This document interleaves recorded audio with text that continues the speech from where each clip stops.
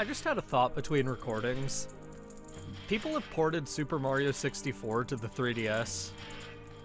What's stopping people from porting the Nintendo 64 version of Ocarina of Time to 3DS so then you could have Ocarina of Time 3D and Ocarina of Time 3DS? And Ocarina of Time 3DS is just Ocarina of Time, but with better lighting. And less polygons and lower quality textures and all that, but, you know, better lighting. I think the lighting does more for the game than the textures, all that. Anyway, hello Internet, welcome back to another episode of The Legend of Zelda Ocarina of Time. In the last episode, we began going through the Spirit Temple as a child, and I mean, we didn't make much progress, but hey, we got our first small key, which means we can go through this first locked door. And there's boxes for us to break, and that's exciting. Alright.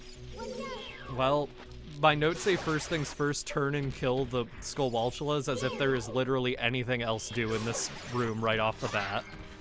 We still have Din's Fire equipped. I should probably take it off so I don't accidentally use it. I say that like I'm using a C-stick still, which I'm not, but just to be safe, I don't want to accidentally waste any uses of it. Because I don't know when I'm going to get magic jars. When you find them, they are plentiful, but when you don't know when you're going to get them, it's probably best to preserve your magic anyway. On the other side of the wall, on the bit that isn't climbable, is a gold Skulltula climbing the unclimbable wall. He's a true inspiration to us all. He's also my 89th gold Skulltula token. Alright, in this room, there are two Lizalfos that only appear when you go to the right, like, part of the floor. I think it's best to just fight them both simultaneously, so that's what I'm going to do. They even still take turns, even though they, like, engaged separately. That's nice. There's our first one down. God, this is way easier now. It's almost like playing with the Nintendo 64 controller makes a marked difference, and also the fact that there's not lava covering the arena. There's no need to say, it's over, Anakin, I have the high ground, because there is no... Well, there is high ground, actually. I could have gone up there, but... You know what I mean. I know what I mean, at least, and that's what matters most. As long as I understand, who cares? I feel like... What am I using the Lens of Truth for? I felt like I was missing something, and yeah, it was the crystal switch I already stared directly at. Pushing that, can open this chest to get bomb chews. Yeah, because bomb chews are the intended solution to the puzzle in this room. You can use normal bombs, though, and that's what I'm gonna do. Or at least I'm gonna try to, but I could be wrong about them being usable. I think you just need to time it right, though. And if that's so, yeah, I'm gonna do that. If I can preserve my bomb chews, I will. There are ways of getting more, but just don't feel like it right now. And 5 rupees there. That chest will contain a shield if you, like, lost it. You can probably assume that for most chests that give you 5 rupees, by the way. Shining on this sun face is going to give us clearance through this door. In this room, that statue, it's presumably yet another goddess, but nobody knows what her name is, and it's only clear that she's a goddess because the temple itself looks like her on the outside, and Sheik called this temple a goddess of the sand back when we first met him in the Temple of Time. Yeah. It's just a little interesting. We'll go a little more in depth about this later, but again, basically nothing is known about this, so there's not a lot of depth to go into. Pressing that down opened a door somewhere in here, which is good, because it's this one, I'm pretty sure.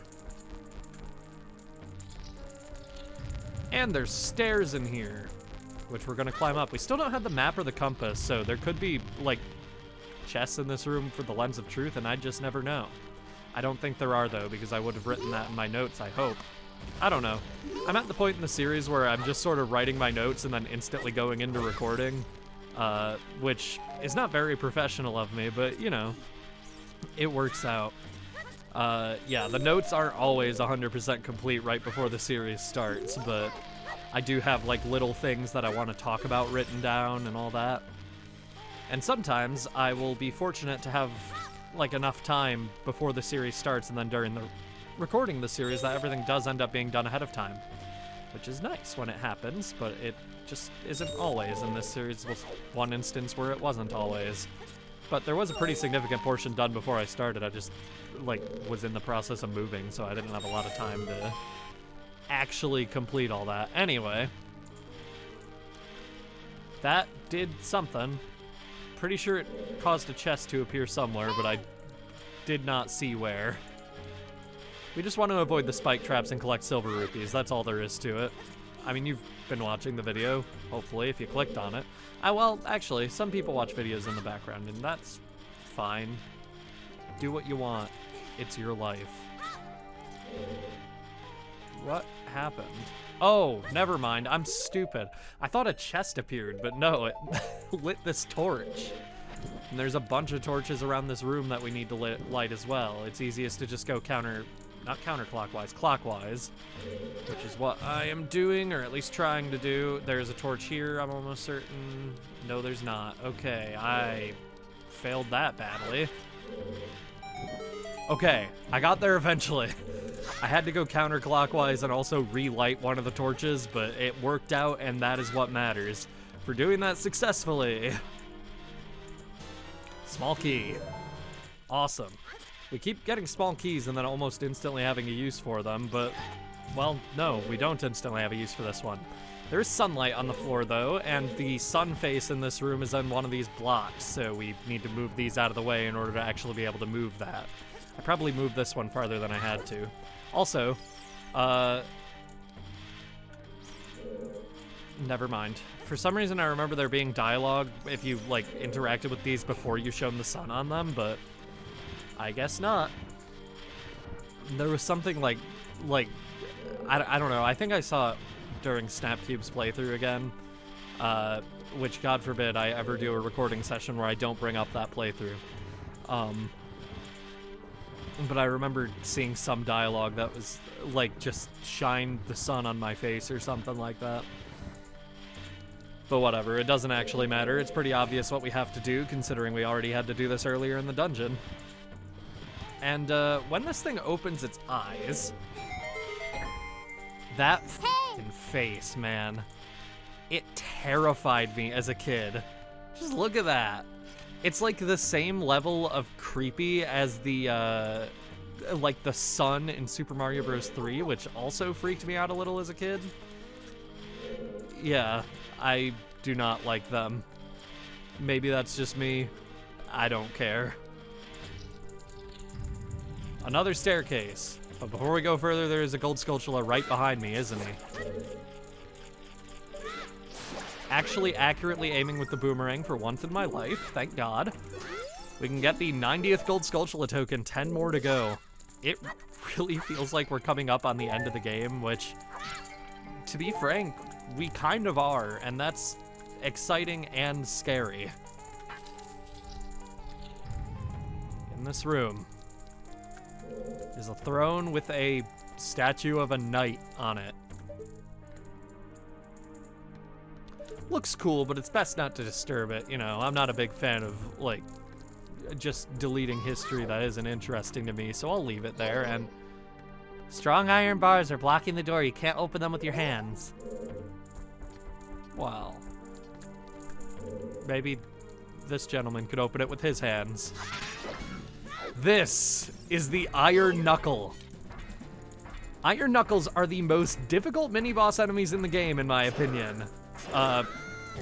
As you can see, they deal 4 hearts of damage with every attack, meaning they hit much harder than even Phantom Ganon's strongest attack. If they deal too much damage, you can lure them over to the pillars, like so, which they will destroy, and they drop 3 hearts, which gives you 1 heart back from any damage they've dealt to you. And Young Link can realistically do a lot of damage to them just circling around them, which is fun. But if you get hit, they'll deal a ton of damage. Some of their attacks you can realistically just duck under using the Hylian shield as Young Link, which is nice, but yeah, you're gonna take some damage if you aren't careful in here, which I am not being. I will take some health, thank you. Basically, just attack after they've started attacking, after you've dodged out of the way. That's going to be your best, like, actual opportunity to get some damage in. Eventually, you'll break their armor, and they will start chasing you. That's fun. That's okay, though, because they're being much more reckless using one hand with their weapon, so you have more opportunities to hit them. Oh, and they drop 3 more recovery hearts. Oh, 2 more. Dang. Well, I could have gotten full health, and I just didn't. That sucks. Anyway. Yeah. You can also use bomb chews to attack them from a distance if you want, especially since by this point in the game you probably have a lot of bomb chews piling up, but I choose not to use these when I can help it, so I didn't. Let's head out. Hey, what's up, Link? Surprised to see me? A long time in this world is almost nothing to you, is it? How mysterious. Even I thought that the tales of a boy who could travel back and forth through time was merely a legend. Link, you have fully matured as an adult. From now on, the future of all the people in Hyrule is on your shoulders. Maybe it's not my time anymore. Here is my last advice. 2 witches inhabit this temple. In order to destroy them, turn their own magic power against them. Hoot hoot! Do you want to hear what I said again? No? I will continue to watch you. Hoot hoot hoot hoot! That's the last time we're going to see Gebora.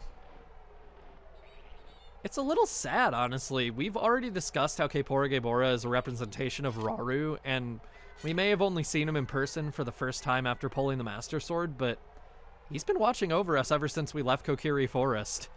He just sort of passed on the torch to Sheik afterwards. Out here.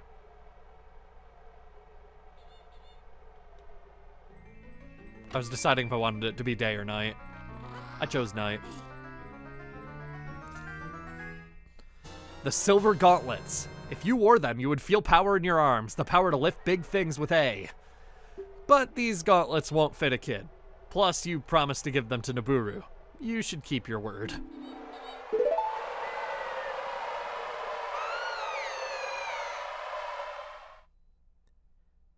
Hey, where are you taking me?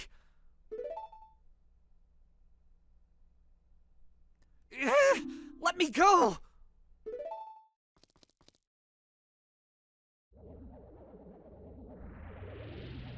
You fiends! Ganondorf's minions! Link, get out of here, now! These witches, they're using black magic on me!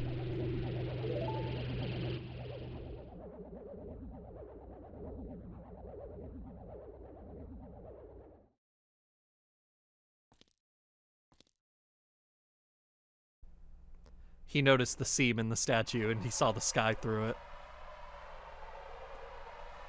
Yeah. Nabooru was kidnapped. We know she's still alive in 7 years and that she's experimenting with brainwashing. We also know the Silver Gauntlets will only fit an adult and that the entrance room told us to look toward the future with the Silver Gauntlets as an adult.